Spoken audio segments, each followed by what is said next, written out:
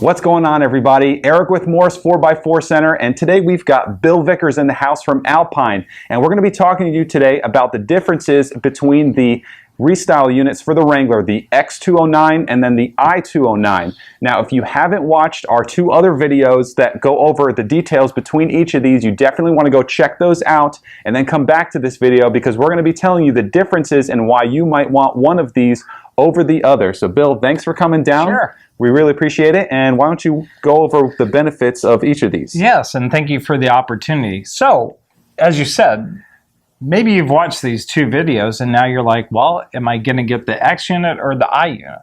So the differences is with the X unit, this has what's called embedded navigation. It's built inside the unit. Now at the same time, you still maintain your CarPlay and Android Auto, whatever navigation that you have inside, but you also have embedded navigation in this unit that gives you like the voice guidance and all the rest of it. Okay, so let's say you're using your, the Apple CarPlay or the Android Auto and you're using your navigation off your phone, you run out of cell phone service, you've got that embedded navigation, it doesn't go away at all. Right, at all. And also when you're on trails, you also get the ability to put breadcrumbs down and stuff like that, more off-road type features. Okay, so talking about those breadcrumbs, so you can basically, if you go on a trail that's not located on the internal map, you can actually leave a trail on the navigation, so if you get lost, you can find your way back. Precisely. Wow, that's going to be a great feature for you guys that like to go out on those trail runs, and go off exploring to where maybe you're going off the grid. So that's amazing. Right. So now on the other hand of things, you're going to be using, on the I unit, you're going to be using your device. And whatever embedded navigation that you have in your device, you'll be solely using that. Okay, so while both units have that, the I does not have that embedded navigation, so you can still run all your apps like maps and messages and iTunes and things like that. Yeah, actually on both units, but on this one, on the navigation portion, it's solely just embedded navigation that's inside of your device. Okay. Now on the other hand, when you go back to the X unit, now you also add in your DVD player. So with your DVD, you're getting your DVD, CD, MP3, WMA, ACC, and FLAC files, all that type of thing on that device as well.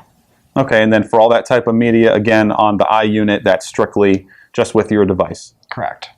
Okay, so it sounds to me like, someone who might want this particular unit is more of, possibly that more serious off-roader who, really needs to rely on that navigation, or if you're more of like, just driving around town, a city type of person, like to be, bare bones, minimal, just phone and wallet in your pocket.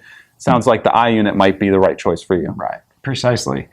Now, both units, aside from that, they all have the black box. They all hook into your Jeep. Both of these units are made specifically for your Jeep, and they're both weather resistant as well. Okay, yeah, the weather resistant is definitely a key feature that a lot of people were asking for, because I know they've gotten caught in the rain with their tops down, and I've heard of a few radios getting fried, so that's great that they've stepped it up, listened to the consumer, and then also what Bill and I were talking about earlier, again, is the updated screen where it has that anti-glare film on it. So when your top's down and the sun's beating down on the radio, you can see everything perfectly clear as well. So both units are going to come with that as well. All right, guys, well, that basically does it. So again, just to briefly summarize it, you've got embedded navigation, DVD, all your built-in media into the X unit. The I unit does not have that. You're going to be more relying on the Apple CarPlay or Android Auto. So more bare bones. And then, of course, you've got the Rolls-Royce right here. This is their flagship radio. So, Bill, thank you for coming down. We really appreciate it. And guys, of course, you can find both of these radios and all of the accessories that you can connect to these on our website, www.morris4x4center.com. And of course, if you have any questions, feel free to email us or call us. We're more than happy to answer your questions and help you choose the right radio for you. So I'm Eric with Morris 4x4, and I hope to see you guys out on the trail. Thank you.